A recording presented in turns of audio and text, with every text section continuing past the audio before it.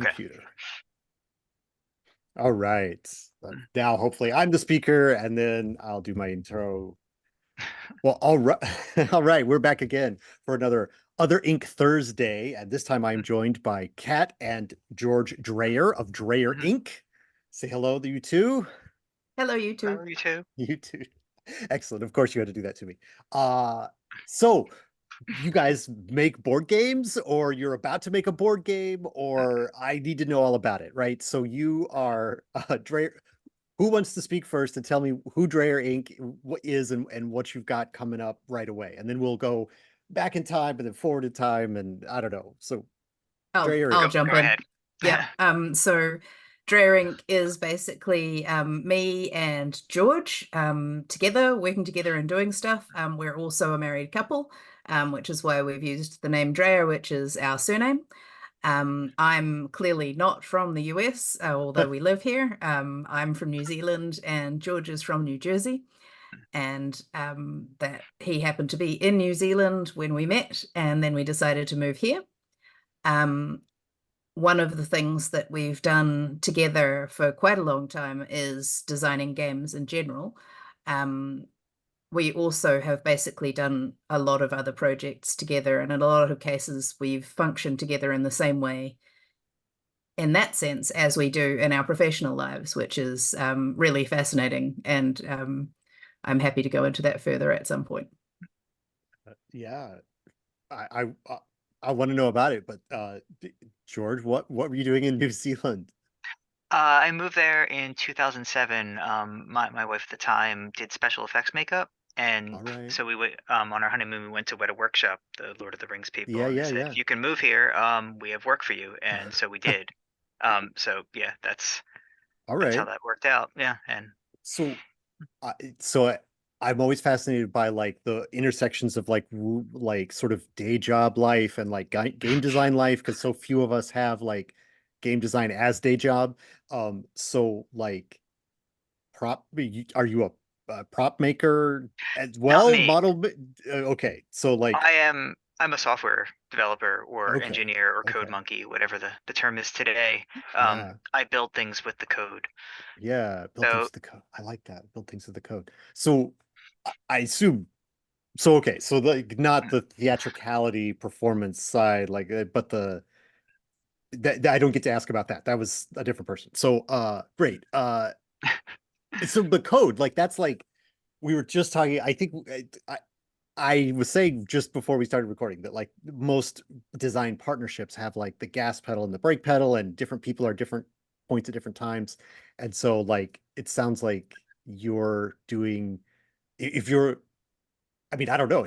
I don't want to put words in your mouth, right? If you're like, I'm the code person, you're like, are you taking care of like back end stuff and like it's for the game design, or are you like more, I don't know, what are you number crunching? Like, it does sort of work out that way. So, in a previous life, Kat was a business analyst. So all she right, all would do the right. job that writes the requirements that I consume as the developer. So, and that sort of unintentional relationship, yeah, it just sort of just happens to be what we were. I think has carried on into Yeah. our game design. Um, Kat, do you want to Yeah. Yeah, about so that?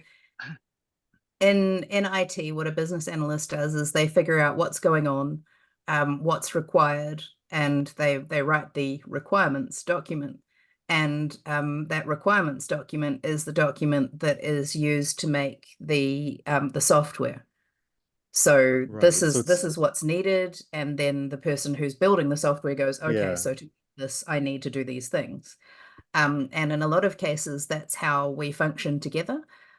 So a lot of my job has been to translate other people's requirements into a document that can be consumed by the technical people and speak technical back to them, Yeah. and then Yeah. translate that technical back into business speak so that the users understand what's actually going on. So I Yeah. do a lot of translating. And so when I'm thinking about game design, a lot of what I'm doing is I'm trying to figure out how to translate this experience into something that the users can interface with, but also make sure that all of that mechanical back end stuff is functional. Right. And then George, the way that I usually explain our partnership is if we were designing a veggie garden, right? I would spend a massive hyper focus of time figuring out like which things we want to plant, when they should be planted, what sort of soil they like, which ones make the best companions. So like companion planting, I Yeah, don't know, yeah, yeah. onions and carrots, but don't put this next to the onions and carrots because they don't like that, all that kind of stuff.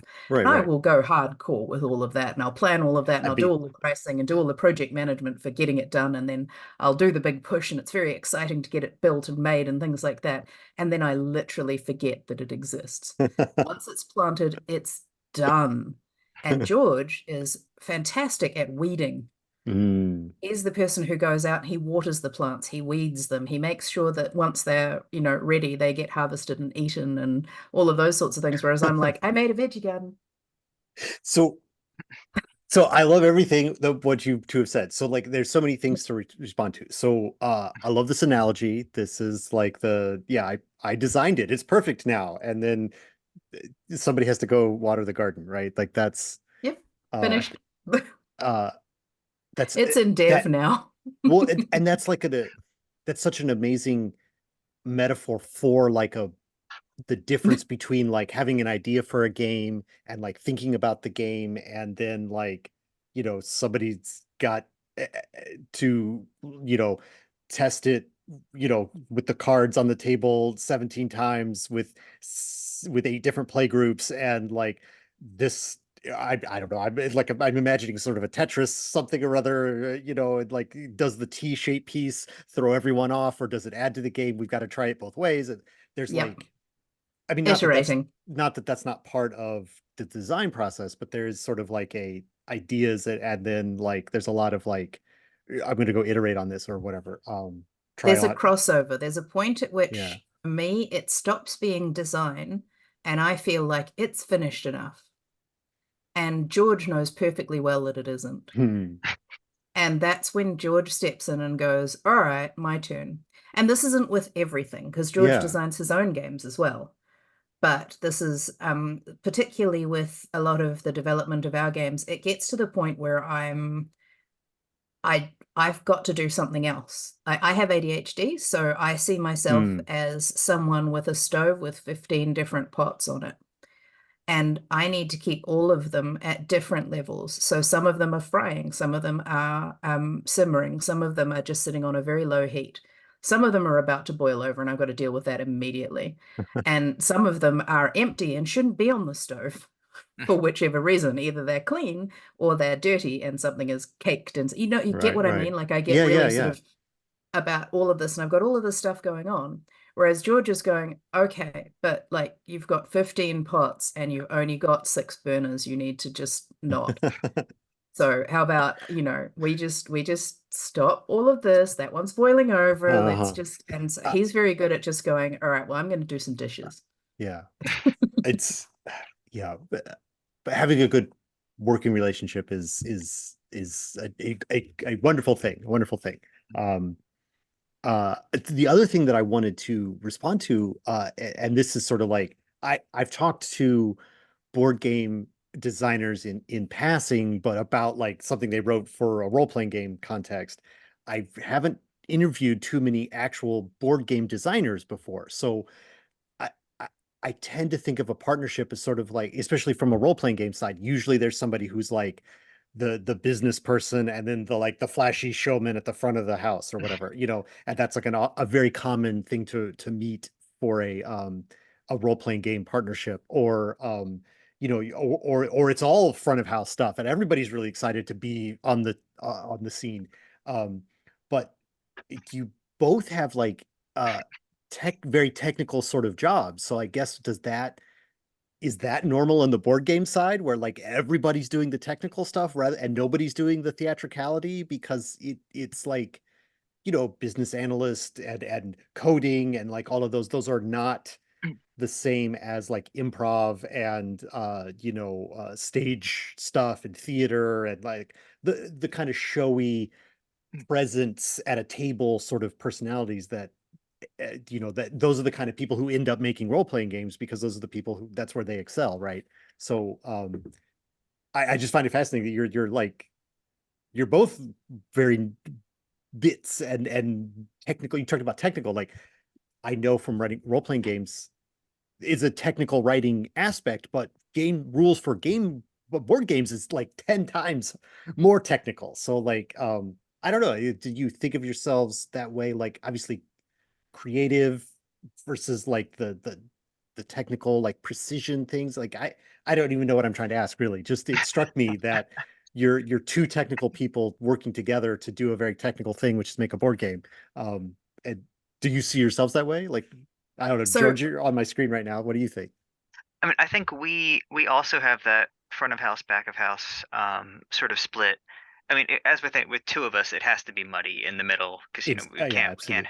we have to wear both hats at some point. But I mean, Kat is definitely more of the front of house person. She has more experience selling, and I have more experience. I don't know if I have more experience filling out spreadsheets. That might have been a terrible example. Um, but yeah, I think we've both got quite a bit of spreadsheet time. But while Kat is working on our social media, I am configuring our Shopify. So I mean, there is Right. we still have that sort of divide. I don't know if it comes naturally out of our, whether the fact that she mostly writes requirements as a professional role also means that she would be front of house and client facing. I suppose it does, but I mean, I I think mean, there's it's not. correlation but no causation there in my Yeah. head. Like it's just how we've ended up, but it's good that we have, Yeah. specific I roles. I mean, I think part of it is also that a huge amount of my background is customer service, sales, and to your question about the acting side of it and the theatricality, my career actually started in theater backstage. All right. So that should give you some idea. Like I'm more than capable of doing that stuff if I need to, but I'm more interested in making it work. And I think Yeah. that's a really good way of looking at game designers is that we are really we're the backstage crew. Hmm. So the performance, the experience that we're crafting, we're doing that from the wings as opposed to on the stage, which is what a lot of my perception anyway of a Yeah. lot of RPG designers are doing. They're literally in it. They're doing this performance. Whereas what I'm doing is when I'm making a game, the way that I approach it is that I'm creating an environment in which you will have an experience. Yeah. So I'm crafting this experience for my players. And so I need to make sure that mechanically all the pieces are there so that they can follow that experience. But what I struggle with is to understand how to design an RPG because I have to step so much further back from that experience that I don't understand how you even design something like that. I mean, do you just give people a couple of prompts and just go, off you go? Wow. Like that's what it feels like to me. And so I'm like, no, but there's more. So Yeah. there's this whole system that you need to design. That system, that's what I design. Right, But I right. design it without the go off and do your big performance part. It's just the Yeah. system. And right. I mean, that's the technical, like the what I was saying before about RPGs being it's a technical project to write the rules of an RPG, but it's also a creative writing project because you have to kind of describe what is you're aiming for with this set of rules, right? And you're kind of doing both Yes. at the same time. Board game rules are have much less of that creative writing part to them. Not that they're not creative, but they're much It's more, it's a much more technical document, the rules to a board game than And the that's very interesting that you've mentioned that a few times because I think one of the classic things that we as game designers say about ourselves is that game designers should not write rule books hmm, because we're not actually as a unit, as a group, as a category, very good at technical writing. Now, I am a technical writer. That is very unusual in a game designer because most game designers are not. But a yeah. huge number of game designers are software developers. Like it's really unusual how many people I meet where I'm like, oh, so you're a game designer. What else do you? Oh, I'm a software developer. Oh, Yeah. okay. All right. It's very much less common for them to be someone who qualifies as classically creative. So like artists and those sorts Sure. of people are much less likely to actually be game designers unless they have a technical side as well, Yeah. Yeah. because it is a very technical process. Yeah. I mean, I think yeah, I mean, this is a whole line of inquiry that like that we could go very far down, but I think we've almost gotten like too far down this thing. So this is fat. I want to hear more about like, okay, so the start of your project, right, Drayer Inc. Like you guys met, you're like, great, we should make games together. Like, what is, I mean, what is that? What is that thing? Is it like we should make games together? Is one level, but then like, no, no, no, we should make a game that we're going to sell in a box and have a Shopify page that George made, that where other people can buy it. Like that leap to like, let's do it as a side business is a big thing. So like, what animates that for you guys, for you two? It wasn't that big a leap actually, because before we met, I had been selling crafts at craft markets for years. And I had had a break off of, I just sort of burnt out on it a bit because I was doing that while I was also working full time. And then I started thinking I actually kind of want to do this again. And so we ended up actually launching a different brand first. We launched Copper Catkin together. Um, and George, completely against his personality, ended up having to come to craft markets. And this was deeply unusual as well. That not only did he come and help me set up, but he stayed for the whole day and he helped sell things and um, he got deeply involved in actually the product creation to the point where he was the one who, when I did fabric designs, he ironed and cut and folded Mm. hundreds and hundreds of fat quarters of fabric so that we could sell them. So he very much became a we in that context, which Sure. I had never experienced before. And then when I had an idea for a board game, we decided to make it together. And that was a game that sort of stalled for quite a long time. And then we came up with some others, but it was just natural at that point after we had done the Copper Catkin stuff, after we did our wedding, which was a sort of DIY steampunk wedding that we did together. We discovered that we were very much I'm like, this is what we do. at this point, I'm not at all surprised to hear that the two of you did a DIY steampunk wedding. Not zero surprise. Yeah. That of course you did. Uh, okay, so you tried some stuff, you did some stuff, you kind of came to it naturally. So give us a overview of what you're, I mean, ostensibly we're here to celebrate that you're about to launch your first crowdfunding effort for a particular game. And so tell us what that is at the high level, and then we'll go into some of the backstory after that, I guess. Cool. So we're looking at a game called BubbleNet, and I think George will be my beautiful assistant and will show Ooh. some of the Yeah, you'll have to say so something. You have to become the speaker, like it's speaker he's view. So just you have to make a noise, say George. things, George. Yeah, there you Make Oh, go. noises. oh, Yes. Yeah. You have to get the window to show you. ah, so this is the early That prototype box of BubbleNet. and so the idea for the game I had had sitting at the back of my head for a while, and we were at the beach on the Oregon coast, and I was talking to people from the Cape Perpetua Trust who had invited us for a free tour. So we drove down to go and be shown around the rock pools. I call them rock pools. They call them tide pools. So that was very interesting for a different game, which is on the shelf behind me, Intertidal Survival. But I knew that we weren't ready for that one. It's a good name. And It's a I good was name. chatting with them, and they were like, "Oh, did have you considered doing one about whales bubble netting?" And I was like, "Funny you should say that. It is actually on my list of ideas." And she's like, "Oh, well, sometimes if you're up on Cape Perpetua, you can actually see them doing that Mhm. off the Oregon coast." And I was like, "Oh, that's local to here as well. Oh." And I pretty much got home and made a game. Like I don't know exactly how long it was, but it was days afterwards. I was like, no, this has to come out. And so I just sat down and I had like these little glass. Most of us who grew up in the 90s remember the little glass beads, Right. that we had in jars and all of those sorts of things. And I had some of those and I was like, They're like little bubbles. bubbles. And so I just drew a spiral on a piece of paper and then I was like, well, how will the bubbles know which area they're in and how do we know about the fish and things? So I drew some lines and I was like, oh, compass points.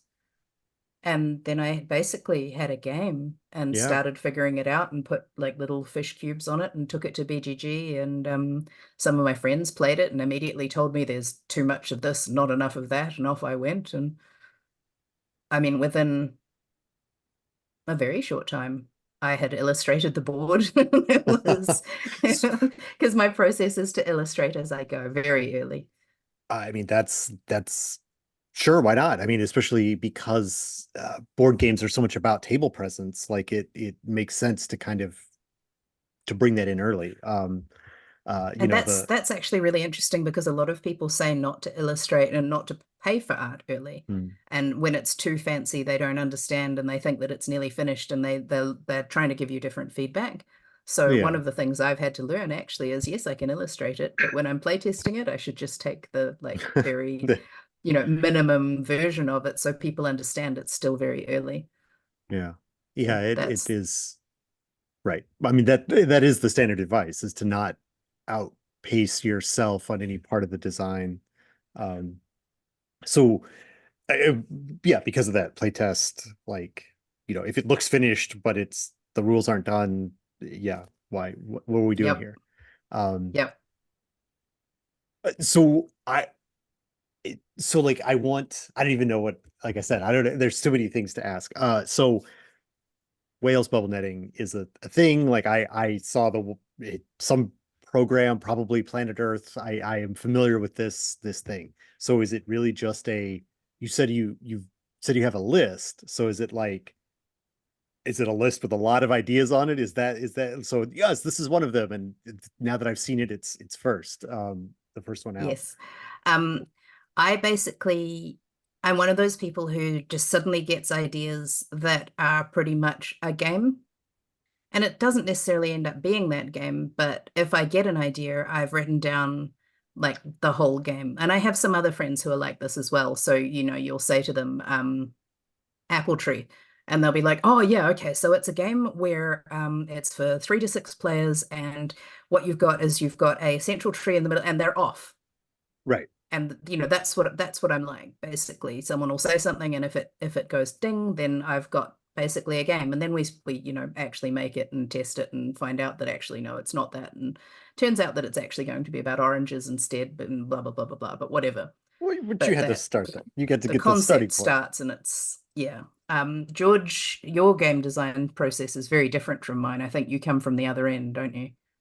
Uh, more or less, or to a certain degree. I mean, I think of an experience I want people to have, like particular sort of mood and feel, Mm, and my mind immediately jumps to the mechanisms that make me think about like how I could generate those, and then I sort of build out from there to where the theme is, I guess, is a higher or is a for the way the game's going to play out. But I'm always thinking of individual combinations or individual or combos of mechanisms that when you put them together, like cause a certain sort of the interaction with them and the way they'll affect other people and the mood that they'll set, the way they'll progress over the course of the game as they build, and if there's any sort of any sort of ramp to them. And then there's always a story to start with because I mean that mood is coming from right. something. But yeah, I'm very much into the not so much maybe not the numbers, but like the different levers that you can pull with different mechanisms to generate Yeah. certain states. Yeah. It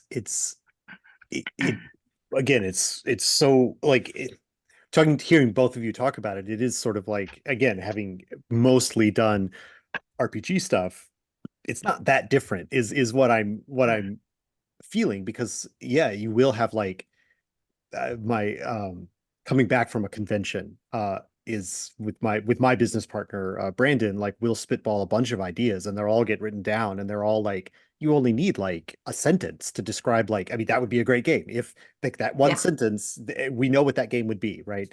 um and or a title, a punny title or something like that, is just like, Mm-hmm. oh yeah, of course. So we'd have to have that half and this half, and that's what makes it, what the point where they overlap is the thing. And then talking about the mood, I'm thinking about like what kind of dice rolls or card mechanics,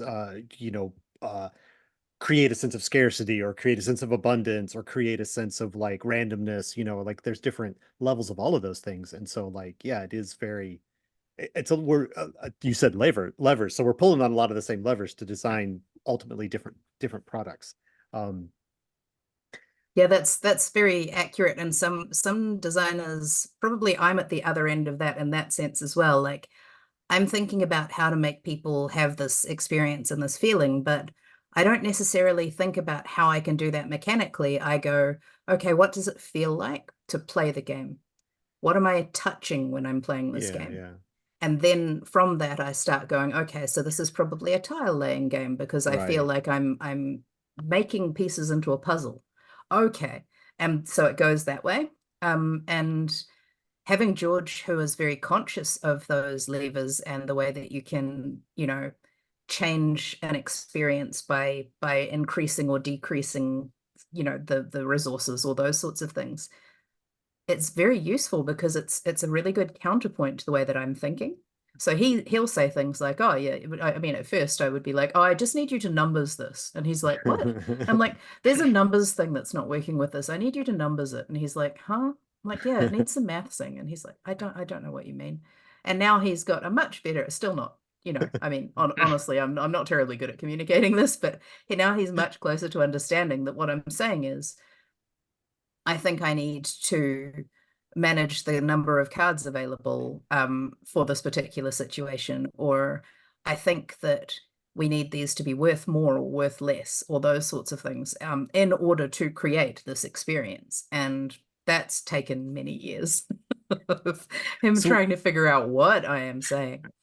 I oh, think well, yeah, go ahead. I so we've gone back and forth with our different, whether it's, theme or mood first or Yeah, yeah. mechanics first. But I think one thing I've learned over the last couple years is that that's largely an illusion. Like the distance between Mm, whether you started at mechanics and then went to theme, or you started at theme then went to mechanics, is like is a few breaths or moments. Like inevitably, like it's really just where you don't sit on mechanics for 6 months and then decide to stick a theme on it unless you're making, an Oh, abstract there are game and there you need are to scan. definitely designers who do. I I'm sure there are, but at least in my most of the people I talk to think they start from one or the other, or only just barely starting from one or the other. And I think the math thing, I really feel like the numbers are inextricably connected in a lot of ways to the theme. Like I was thinking, you were talking about role playing games, and I'm contrasting in my head, like because most of my initial background, like I grew up on, I played the normal family games like Monopoly and Shoots and sure, Ladders and all sure. this stuff, whatever. But Yeah, like most of my youth is in role playing games and like early D&D and everything that White Wolf ever made and the right, Palladium right. stuff and all that. So Wow, nice. I'm contrasting in my head like if we take the hit point system from like a D20 or early D&D and versus like the White Wolf system, you have health levels, or either their hit points or health levels, and when you run out of them, you're dead. Um, but like the difference in White Wolf being that you had, and I'm talking about the '90s stuff. I haven't looked at the way Fifth Edition works for Vampire or any of that, but Right, it impacts your ability to succeed as you lose that health, which very much does not happen. Like you're at 5 or 100 hit points in D&D. Like you right. still, it doesn't modify your rolls, and that Yeah, that simple tweak to math sets a very different mood to how you approach Yep. violence, basically. yeah, And that so, they call that the death spiral. Like you're taking more damage and then you're worse at it, so that you're more likely to take damage because you're just in this like downward trend of awfulness. And that fits like vampires and werewolves more than it does the heroicism of yeah. classic Dungeons and Dragons. So yeah, exactly right. Mm. Uh, I may have, I think you may have had more. I may have jumped in on what No, I you mean may it's have just been coming to a bigger point. I could take a yeah. I think this could be a whole tangent to it, and This whole I realized that conversation is I all think Well, tangents at then this I then opened point. the let's can. refocus. We said Yes, spiral, so let's talk yes. about Ah, bubble yeah, net. yes. So bring us back to your illustration and tell us, you described it as, and I got to see it at Gamma Expo. That's where I met you. And turns out I had actually met George before Gamma Yes. Expo and didn't remember, Yes. but You I were saw on a you. panel together. We were on a panel together It talking about happens. iteration, which is something you Yes. said earlier. But anyway, I saw it, and it's like it's a relatively simple there aren't that many components, right? There's the bubbles, there's the grid, or not grid, but it's a compass rose situation. So there's, I don't know, channels going up out of the different directions. And then you've got fish in the middle and the fish are moving in. You're trying to move the fish in there. Yeah, So yeah, now yeah, George is so showing it up. there we go. I'm talking. So we still have the spiral and the yeah. Anyway, Yeah. So Yeah, I mean, so this is a well, what you were going to say about it, Kat? So the basic concept of it was that, you know, there's in real life, what actually happens is most humpback whales hunt by a method called lunge fishing. And it's exactly what it sounds like. They see a clump of fish and they lunge at them, and it's not terribly efficient. Yeah, she did it. So um and some whales have figured out that if they have one of the whales or more, but in the case of this, we've sort of standardized it and stylized it a bit, have a whale go down below the fish and come up blowing the spiral of bubbles, it creates this kind of mirrory kind of terrifying effect for the fish. And they're like, nah, where are my buddies? And they clump together. And that's called a bait ball in the real world, but in the game we're calling it a fish ball because that sounds more delicious than a bait ball. Um, and that is the aim of the game. So what you're doing is you're trying to herd these fish inwards with the help of the bubbles and your two pod mates who can either push the fish in or prevent them from escaping from more than one of those quadrants. And it's a super simple little game. You're just basically flipping a card, finding out where the fish try and escape and seeing whether you've blocked those channels or not. And then you move your things again, and then you flip another card and find out if the fish have escaped or not. And all you need to do to win is to have more fish in your belly than have escaped out to sea.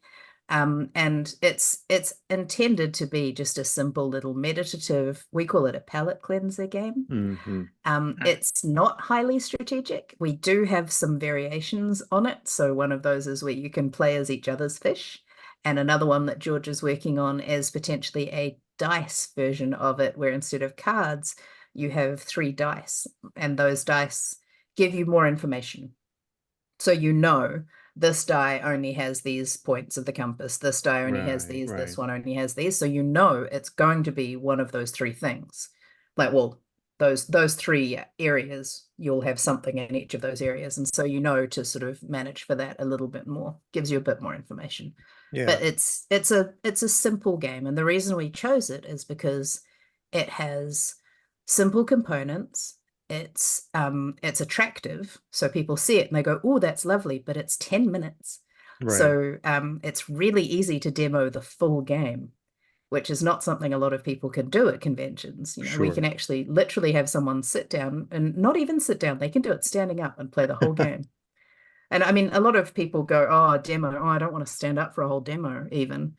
And here we can show you the entire game, Right. and you could play the whole thing. So we did our very first convention, which was TokenCon, a couple of years ago now. And we really didn't know, like our first booth, we had no idea what to expect because we didn't know what this audience would be like compared to craft markets. And TokenCon was partially being run by some of our friends in Oklahoma. And so we thought, well, this is extra awesome. We get to go and visit our friends. We'll have a Sure. booth next to each other and we can just sit there and hang out. And if it doesn't do much, it's fine. We came and we saw our friends and, you know, we Right. practiced. And that was the idea. It was practice. We did not get a break. Uh, It well, was constant. We had someone at the booth every second of every day. We had I multiple mean, people playing the game at different I times. mean, It was ultimately, that's what you incredible. want at a con. It was Yeah. fantastic, but we were sort of preparing ourselves for, oh, you know, it's going to be really, it'll be quiet, it'll be fun. This is good. It's a nice ramp up. We can practice, we can learn our spiel. Nope. Right, It was just, and right it was into that deep amazing. whale-sized water from the It, start, I mean, yep, straight in, indeed, the deep into end. the deep end. And for George, that was I think that was when he first started doing his gear change as well, in terms of being able to. So George is much more introverted than I am. I'm still an introvert. I project extrovert, and so that sort of that's my safety. In that sense, I get very exhausted after conventions, but George generally needs more quiet time and recharge time on his own. And so he was having to um, suddenly adapt to this, and I still can't get over how well he did, because I think it's just such a big ask. So, uh, I also find myself I would describe myself as introverted and but I love going to cons because I think the thing for me anyway, and maybe this is sort of half directed to you, George, like, is this how you feel about it? Like, because it's not, there's like there's a role, like a sort of a role that I can play, right? Where it's not really me. It is me, Mm. but it's not really me. I'm con guy who's here to talk about my products, and that, that, and I could do that all day because it is sort of as a trick, I guess, I play on myself so that it doesn't take Yep. a lot of that personal energy. I That's think that exactly what I do. And I think, George, you've discovered that just recently as well, haven't you? I mean, we did it when we did markets as well. Like Yep. we had branded clothing and that sort of stuff that we would wear, and it's putting that sort of stuff on to put yourself in a different headspace where I am for this period, I am this person, which, as you said, is still me. Like I'm not, Right. it's not, it's not, I'm not acting, but I get to separate that part of me that is uncomfortable in this situation from that part of me that is now going to be comfortable in the situation. And like I think the more you do it, the more you build that persona in a sense, or the more you can flesh out and find those bits of you that work well there and compartmentalize is not the right word, but like put them all together and point Right. them forward. And then the good part is you can take that, you can set that aside when you're done there, and sort of the whatever that doesn't leak, that stress or whatever, that intensity doesn't have to leak back into the time when the shop closes or whatnot, and you get to just sort of be, I don't want to say be yourself again, but be the person you are when you're not front of Yeah. house and trying to At pitch things to home, people. George, rather than at work, I George. guess. Yeah. Yeah. It's definitely work, and yeah, I get tired, but it is yeah, I think, I don't know, I think, yeah, I don't need to talk about myself. So anyway, yeah, I understand what you're saying. So we've been chatting. It's been a great. I've loved everything about this last 40 or so minutes, but I do want to hear. We got some other stuff that I do want to ask about. Like, obviously, give us one more. Like, we talk about BubbleNet again at the end, but like, where, like, this is coming to Kickstarter. I think Yes.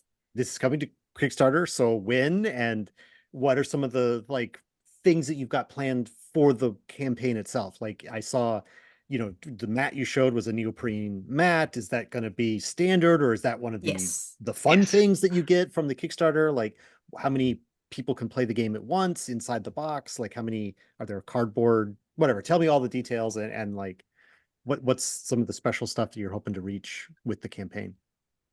So, because it's our first campaign, we are being very sensible about everything. Our Good. intention is that we will offer one version of the game. We don't want to be putting ourselves in a position where we've got stretch goals that we're worried we can't achieve and all of those sorts of things. So we figured out that the best thing for our game is neoprene mats, and so we're offering neoprene mats to everyone.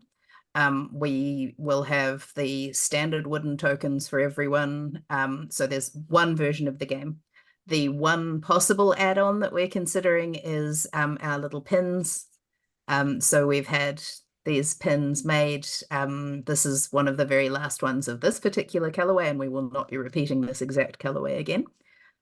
So we're hoping to be able to offer the new ones of those. So we've got these two at the Mm. moment, and there are two others that are in production that are in different colors that are closer to the boards that we've got coming. And the other things that we're doing is we're having a pre-launch party here in Portland this weekend coming up. So that will be, I think, that will be 25th. in the past by the time Yeah, I we think it'll release be in the this. So, past by the time this is being yes, viewed, but which is fine. It's just a but little a the little thing in Portland. And we will be having an online pressing the button party mm, on June 11th. June 11th. So we'll be inviting people to come and join in as we figure out how you actually launch a Kickstarter. Um, So is which that like we're a doing at the moment. live stream event, like a Twitch That's what we're channel? looking at doing. Yeah, we're figuring out exactly where we want to host it and how we want to do it at the moment. So we will be able to confirm all of those things once we've figured that out. George, have you already decided where we were doing it, or are you still thinking? No, I haven't quite decided whether we're just going to do it on one of the social media platforms or we'll use like Hmm. Restream or something to chuck it to multiples at once. We'll see what seems feasible. Cool. Yeah. Yeah. So So great. So look forward on the 11th. That will definitely be, you've already sent me the link to the order page and stuff like that. So it'll be on this video. The people are interested in having this fairly high production value, sort of like neoprene mats, wooden Mm. tokens, filler game with a lovely cover, and like they'll you can get it if you're interested in it. It's in this video, so go look at it.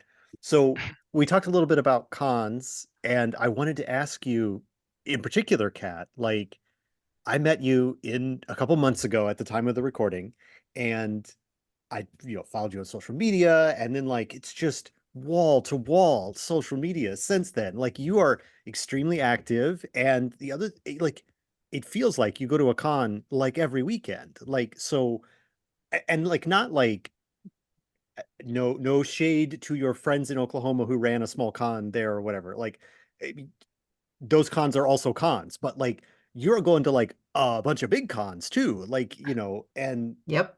so like is that a 0 to 60 sort of thing? You're just like, this is the year I'm going to go to all the cons, or is it like you've been because you also do the maple syrup, so like maybe you've been leading up to going, these are the cons you were going to go to anyway, and you're just promoting Drayer Inc. there. Like I just I'm impressed by how active you have been in only the like 2.5 months that I have known you on social media. And is that the normal level, or is this like some special effort that you're doing in promotion for the Kickstarter, basically? So when we first started getting into board games, we were in New Zealand, and there was a pandemic as well. Like when we actually decided, so our first game we designed together, we did about eight or 9 years ago, and then we were sort of like, okay, well, whatever, and it just kind of drifted away, and we're like, it's just way too hard to actually make it in New Zealand because we didn't have things like the Game Crafter or any of those sorts of things. So it was going to cost literally hundreds of dollars to make a prototype that was playable, and we were like, yeah. Then we got here, and I started being on maple syrup, and people were talking about conventions all the time, and I was like, if we want Dreyering to work, I need to actually go to conventions and talk to people and make these connections. And so we set aside a budget um, for me to go to conventions. George was working, and because when we moved here, I had to get, social security and all of that kind of thing, and it took ages to get to it. So we thought, well, look, let's refocus. Let's focus on this. We'll send me to a few conventions, and I'll do some scouting, and we'll figure out which ones we want to go to and try and get out, like what's the difference between conventions and craft markets, and how will Mm. we, where do we fit? Which ones are for us? Um, and we blew straight through that budget. Um, As because you do. travel's really expensive here. It's it, Really it's expensive. a large A country. lot of that was the travel. Yeah. So I we ended up spending maybe two or three times the amount that we'd originally planned to. Sending me to a bunch of conventions, and that was epic. And George was able to come to some of them too, which were those were my favorite because having oh George there instead of not having George there yeah. is like it's incomparably better. Aw. Um, it's true. Um, I'm very good at doing all the social stuff and the networking stuff and so on, but my favorite way to recharge is at the end of whatever it is to just spend quiet time with my husband. Right. And if I can't do that when I'm all by myself, it's much worse. Like I have much more trouble recharging. So yeah, that's just what it is. And we have continued that trajectory. So I think I did something like 13 conventions in 1 year. And then more recently, I mean, there was one, there was 1 month where it was literally one in every weekend. That's March, I was at home for, I that's so believe, much. 3 non-convention nights in the whole month. That's I that might have been too much. That's a lot. That's a lot. It I mean, was a lot. It was a lot. And then I basically got home.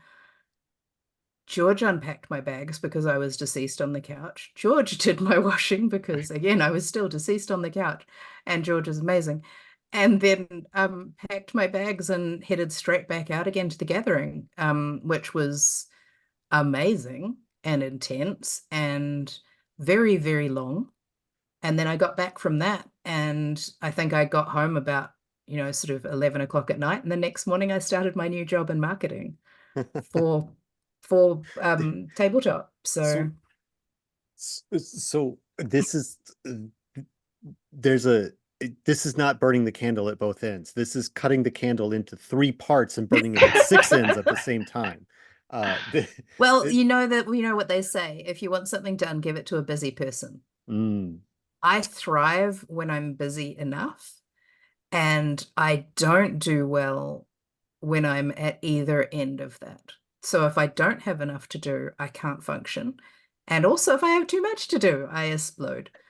so it's you have to get just the right amount of busy, like almost too busy, not too busy, but almost too busy. From what Uh, I understand, my good enough busy is far too busy for most people. I it is for me. It's just based solely on seeing how active you are on social media. That is too busy for me. Uh, George, I want to ask you, like, as the one who is going to fewer the conventions, like, what is your obviously Kat has praised your like support of the efforts and stuff like that, but like, what are some of your favorite moments that you have gotten to do in cons? Like, if you did 13 in a year, I mean, that's not you personally, but like if there were 13 that were attended, how many did you go to, and how many? Oh, What let's see. was your highlights? It was like 3 or 4, maybe just three. I mean, that, There was PAX So Unplugged, BGG, a little bit Token of PAX Con, West. oh no, that was the That year that before. was the year before. I'm trying to. GameStorm, That's true. Yes, that's local, so that was easier. Um, Favorite moments. yeah, BGG, you said, yeah. because I saw, and I don't know if you were both there again, because you're the one prominent in the social media pictures, Kat. Like you went to some sort of like, I mean, it appeared to be a giant playtesting event, basically, and this was, Oh, that'd be Unpub, uh, I believe. yeah. So I mean, that's their whole bread and butter, so it is likely to be that. But it was a lot of pictures of like tables full of components and stuff like that. So is that something you got to do, George? Did you get to go to that place where Yeah, like everyone's making games all the time or playtesting games? Like, I haven't gone to the actual like pure Unpub con, but at every con I go to, I have at least one table during that weekend, probably several sessions in the Unpub room or the equivalent, um, playtesting my games or Cat's games or some combination thereof. right. Um, so I mean that is definitely, I mean it's part of the reason I'm there. Often it's at some cons, it's all of the reason I'm there. Like I never actually get to see the con because we just sort of live in Because we the just live in unpub the room, Unpub room. either Yeah. playing our own I mean, games or playing other people's games, which is okay that's actually. part of Like the it's con. yeah. Yeah. Every I think one con of my is like, favorite things is playtesting people's games at ev- cons. yeah, every con is 7 cons at once at least, and then you can go and do the thing that you're there to do. Mm, Yeah, I know other people who love the Unpub room. I usually don't get away from my booth out of the hall to go do stuff during the day, but makes sense. And that's the challenge when you have to decide, am I going to develop my games or am I going to sell my games? And mhm. we've got our first Origins booth coming up. And thank goodness George is coming now because originally he was not coming. Mm, But because I've got a job now, we were able to make sure that like we had enough for him to be able to come too. So we, thank goodness, got him coming as well because I was pretty stressed about trying to do that by myself. And what that ends up meaning is that he's going to be representing us in the Unpub room while we are also working the floor at the booth. And we have right. wonderful helpers. Shout Getting out to those Sasha and Luke. Mm. of you guys. You're amazing. Who are going to help us for some of that time as well. What's your Origins booth number? Is it do you know you, I can't remember what it well, is. you'll send it to me later. We'll 16 Yeah. something. Where what's cool about our booth location, so the number's less useful, but the location's very interesting. We're up next to the Crokinole area, and okay. basically there's one little square, and three of the parts of that square are the Crokinole booth, and then there's us in the other part, and then all there is apart from that above us is the game designer signing area. Mm. So we're at the very back of the hall, and then you go up and you see where the game designers are signing stuff, turn around and you'll see us. All right. There you So go. yes, I Uh think it's 16 something. that's yeah. I can't Based zoom in on it, but yeah, we're based also on very close to the so if there you've got the room with all the vendors. Open play. To the left of that, yeah, is open play, and there's a door. So if you come through that door, we should be like pretty much heading that way. Yeah, directly in Just front of you. slightly. We'll be just there. Yes, a little over. So I'm sure just you'll post a map. This is Yes. you'll post a map on social media. That'll be one of your posts, or it should be. It should oh, like it has come. been, and I will continue to. There I you go. just can't remember this particular booth number, No, it's fine. which is It's fine. funny. So you've mentioned several times like you've got lots of more games. So like I want to hear some. You don't have to tell me which one's next because like that's always like, oh, you're not even done with this one. I want to know what's Yeah, next. which one's But ready is what's next. well, Yes. that's right. So that's like the question is like what, like how many games are there in like the nebulous like almost done sort of phase that you could like if I just got 3 weeks without anything else to do, how many more could I put into the ready to be the next game? Or maybe it's maybe you don't know. Like, but like, what are some of the other ones that you've got that you're excited about to get a chance to work on? So games in progress that are almost ready, I'm less excited about. So those are two different things. But Sure. the games that are very close are Dogwood, Moss. I'm actually quite encouraged about the condition of Brambleton, um, Intertidal Survival. What else have we got? Um, So a good Mycelia is doing pretty well. It needs another name because everyone's used that word. But that one is basically ready. It's just that I have to think what to call it. And then we've got two games of George's that are coming along nicely as well, George. I mean, Conundrum needs some tweaks, but I mean the all of the core mechanics work just fine. I just need to dial in the first half of the game, the ramp of it. I've got a game called Impatience, which is a sort of a running a small franchise simulator, but it's more about the employees than it is about how you run it, which I think hopefully will be an interesting twist. In And hell. yeah, yeah, yeah. That's funny. That's the hook. Hold Okay. on to your hook. I that that does make it more intriguing than if it was like Mm. baristas, like that it like oh employee of the month in hell. Great. Love it. Um Yes. Oh, and Pelicanary. I knew Mm. that there were more. There are quite a few yeah, you're others. right. I mean, you've got plenty. This is not like, oh, we've got Oh, like three or well, four. these are the ones that are like they're basically all in dev. So they're basically Sure. with George, or George is the boss of where these ones are up to. So what happens when we hand over to dev is officially George takes over being the lead for that game. And so while I'm still consulted as designer, he is the one who is going to say, okay, but we're going to try this change, and I have to buy into it unless it is directly conflicting with my vision. I have to be like, no, this is what we're going to do, and this is something that is very good for me because I need to practice allowing that to happen.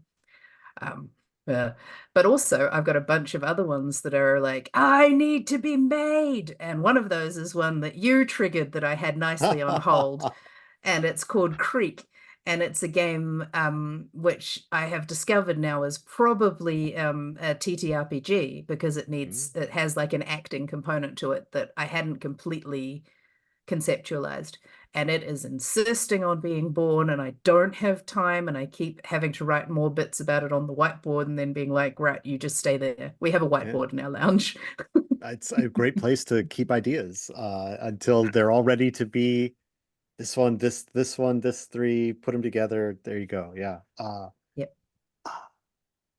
I I I haven't been watching the time, so I don't know exactly how long we've been talking, but it's been about the right amount of time. So I really appreciate your time today for talking to me all these things. I could probably think of a bunch of other questions to keep this going, but I don't know that we need to. So um tell us again. I don't think I asked already, but like, where can people find if they want to follow BubbleNet before it launches, or they want to find it if they're watching this video 3 years from now and they now they wanted to find out where it is? Where would they go? Like any of this stuff, any they want to follow you on the social medias, they want to hear about the updates for all these interesting games that you just all the ones they all have like nature-y themes. I love that. So except Yes. for the ones that you're the ones that you said have nature themes.